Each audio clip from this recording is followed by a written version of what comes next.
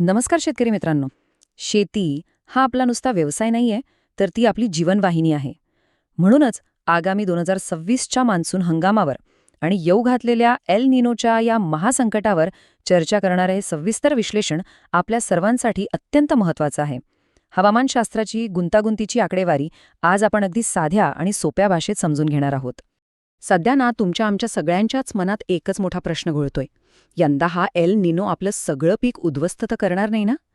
कृषी क्षेत्रात सध्या मोठी चिंतेची लाट असली तरी घाबरून जाण्याची मुळीच गरज नाहीये.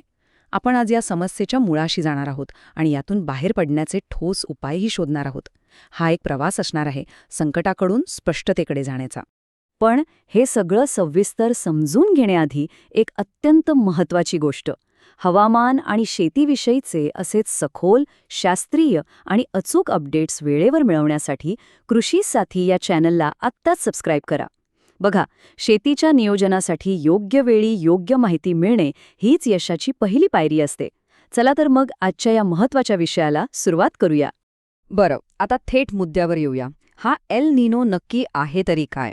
प्रशांत महासागराचं हे जे काही गूढ आहे ना, ते आपण एकदम सोप्या भाषेत समजून घेऊया. सुरुवात करूया 28°C या आकड्यापासून. आता तुम्ही म्हणाल, हा काय प्रकार आहे? तर दक्षिण अमेरिकेच्या पश्चिम किनारपट्टीवर जो प्रशांत महासागर आहे ना, त्याच्या पाण्याच्या पृष्ठभागाचं हे एकदम नॉर्मल, निरोगी असं तापमान आहे. जेव्हा समुद्राचं तापमान असं 28° असताना, तेव्हा मान्सून या वारे अगदी योग्य गतीने आणि वेळेवर आपल्या भारतीय उपखंडाकडे वाहतात. हीच ती आदर्श अवस्था आहे जी आपल्याकडे चांगल्या पावसासाठी पोषक असते. पण खरी गोची कुठे होते माहितीये? जेव्हा हेच तापमान 28.5° पोचतं. म्हणजे बघा, फक्त अर्धा अंशाची वाढ, पण हाच तो ट्रिगर पॉइंट आहे. समुद्राचं पाणी अति तापलं की हवामानाचं पूर्ण चक्र बिघडतं आणि इथूनच एल निनो जन्म घेतो. या वाढलेले तापमानामुळे काय होतं, तर जे वारे आपल्या दक्षिण आशियाकडे पावसाळी ढग घेऊन येत असतात ते तिथेच रोखले जातात. थोडक्यात सांगायचं तर हे अगदी एखादा पारड्यासारखं आहे. केवळ अर्ध्या अंशाचा फरक किती मोठा बदल घडवू शकतो हे बघा. सरासरीपेक्षा अर्धा अंश तापमान वाढलं की तो झाला एल निनो, जो आपला पाऊस पळवून नेतो.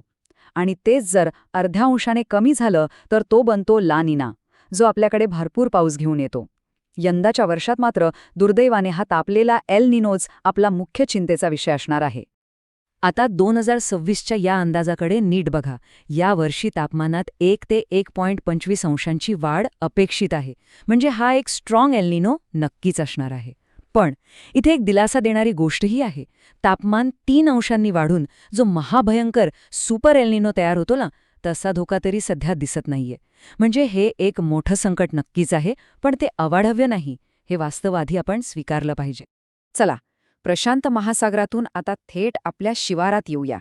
2026च्या पावसाचा अंदाज काय आहे आणि भारतीय हवामानशास्त्र विभाग म्हणजे आपली IMDची अधिकृत आकडेवारी काय सांगतेय ते बघूया. आता इथे परिस्थितीचं गांभीर्य लक्षात घ्या.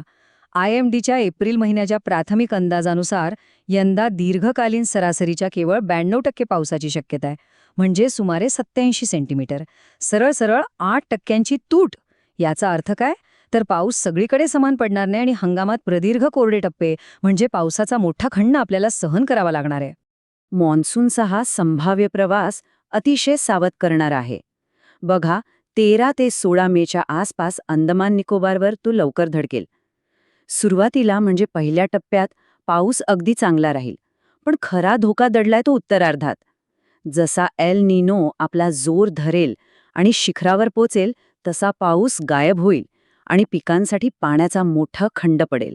आणि पाऊस येण्याआधीच आणखी एक मोठं संकट आपल्या उंबरठ्यावर उभं आहे. मे महिन्यात गुजरात, महाराष्ट्र आणि पूर्व किनारपट्टीवर भयंकर उष्णतेच्या लाटा येणार असल्याचा स्पष्ट इशारा देण्यात आलाय. सूर्य आधीच आग ओकत असताना जमिनीतील जो काही थोडाफार ओलावा असेल तो पूर्णपणे शोषला जाईल. त्यामुळे पाऊस लांबल्यास परिस्थिती अधिकच बिकट होऊ शकते. आता हे सगळं संकट फक्त उन्हाळ्यापुरतं मर्यादित नाहीये बरं का. हे एक दुहेरी संकट आहे ज्याचा थेट फटका खरीफ आणि रब्बी या दोन्ही हंगामांना बसणार आहे. हे एक दुष्टचक्रच आहे. बघा, खरीपात पाऊस कमी पडला की जमीन तर कोरडीठाक पडेलच, पण आपली धरणं आणि तलाव तशीच रिकामी राहतील. आता जलाशयच भरली नाहीत तर रब्बीच्या पेरणीसाठी सिंचनाचं पाणी कुठून आणणार? म्हणजे या एका हवामान बदलामुळे आपले सलग 2 हंगाम धोक्यात येऊ शकतात.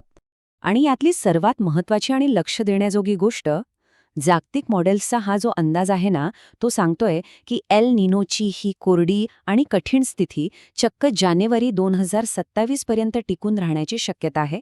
त्यामुळे आता आपल्याला फक्त एका हंगामाचा नाही, तर पुढच्या संपूर्ण वर्षाचा पाण्याचा हिशोब आणि नियोजन आधीच करून ठेवावा लागणार आहे. अशा असमान आणि लहरी पावसात सोयाबीन, कापूस, मका आणि भात यांसारखी आपली मुख्य पिके सर्वात जास्त धोक्यात येतात. पावसाचा खंड आणि अचानक वाढलेली आर्द्रता यामुळे काय होतं? पिकांची वाढ तर खुंटतेच, पण कीड आणि रोगांचा प्रादुर्भाव अगदी झपाट्याने वाढतो. पण मित्रांनो, घाबरून जाऊ नका. परिस्थिती कितीही कठीण असली तरी प्रत्येक संकटावर काहीतरी उपाय असतोच. आता आपण बघूया की यातून मार्ग कसा काढायचा आणि आपलं यशस्वी नियोजन कसं असायला हवं. या संकटातून तरुण जाण्याची हीच ती महत्वाची त्रिसूत्री आहे. पहिली पायरी म्हणजे दुष्काळाला तोंड देऊ शकतील आणि कमी पाण्यावर तग धरतील अशीच बियाणे निवडणे. दुसरी पायरी खतांचा बेसुमार वापर आणि अनावश्यक खर्च टाळून त्यांची कार्यक्षमता वाढवणे. आणि तिसरी पायरी म्हणजे कीड आणि रोगांवर आधीच प्रतिबंधात्मक उपाययोजना करून ठेवणे. या सगळ्यात शहाणपणाचं पाऊल कोणतं माहितीये? तर थोडा संयम बाळगणे. मे महिन्याच्या 3ऱ्या किंवा 4थ्या आठवड्यात भारतीय हवामानशास्त्र विभागाचा सुधारित आणि एकदम अचूक अंदाज जाहीर होईल. घाईघाईत निर्णय घेण्यापेक्षा त्या अंतिम आकडेवारीची वाट बघा. त्या आधारावरच पेरणीचं नियोजन करणं सर्वाधिक फायद्याचं ठरेल. शेवटी तज्ज्ञांचा हा सल्ला अगदी गाठीशी बांधून ठेवा. काळजीपूर्वक नियोजन करा, आपला खर्च कमीत कमी ठेवा आणि कमी पाण्यावर जगू शकतील अशीच पिके निवडा.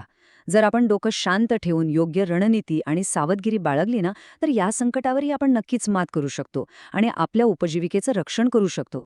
मित्रांनो, निसर्गाच्या या लहरीपणात अद्ययावत आणि अचूक माहिती हेच आपलं सर्वात मोठं हत्यार आहे. त्यासाठी कृषी साथी या आपल्या YouTube चॅनलला नक्की सबस्क्राईब करा. आणि हो, जाता जाता एका प्रश्नावर नक्की विचार करा. हवामानाचे हे असे भयंकर आणि टोकाचे बदल बघता आपण आपली पिढ्यानपिढ्या चालत आलेली पारंपरिक शेतीची पद्धत कायमची बदलायला खरोखरच तयार आहोत का? विचार नक्की करा. काळजी घ्या आणि सुरक्षित रहा. धन्यवाद.